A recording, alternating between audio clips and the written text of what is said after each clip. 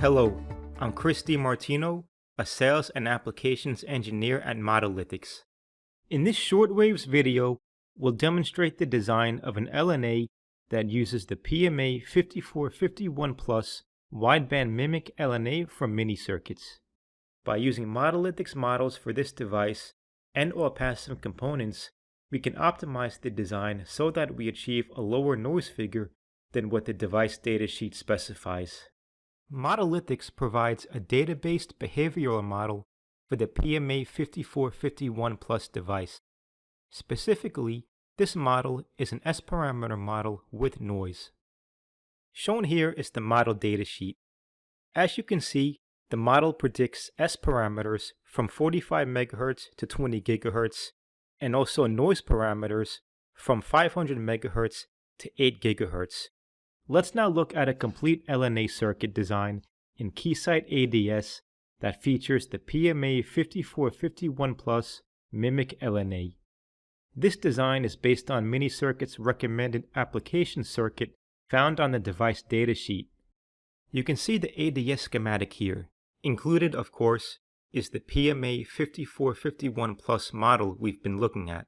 Also included are Modelithics microwave global models for the capacitors, inductors, and resistor. Specifically, we're using AVX SQCS capacitors for C1 and C2, and Worth Electronic WEKI inductors for L1 and L2. Since a single microwave global model covers the full range of part values for a vendor component series, these models are well suited for tuning and optimization. Let's focus on C1 and L2. These components represent the input matching network. Therefore, to achieve optimal noise figure, we'll need to properly set the values of these two components. Also, the lengths of the microstrip interconnects connecting C1 and L2 to the PMA 5451 Plus device play a role in achieving the best performance.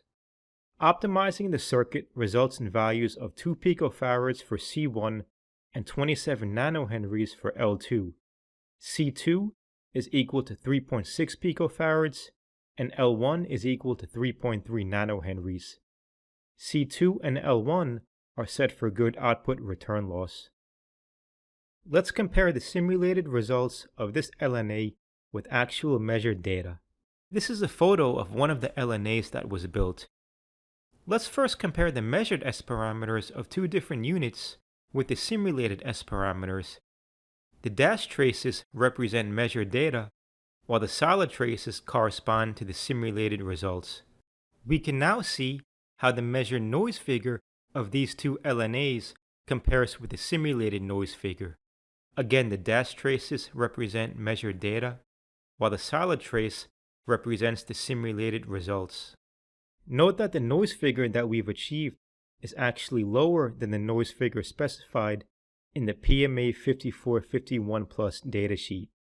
In summary, we've quickly shown how using Modelithics models make it possible to design an LNA circuit that achieves lower noise figure than the device specifications. For a more in-depth look, check out the Deeper Dives video on optimized LNA design. You can also read the article titled Model-Based Optimization Outperforms LNA Datasheet Specifications. You can also visit our website or contact sales@modelithics.com to request a free trial.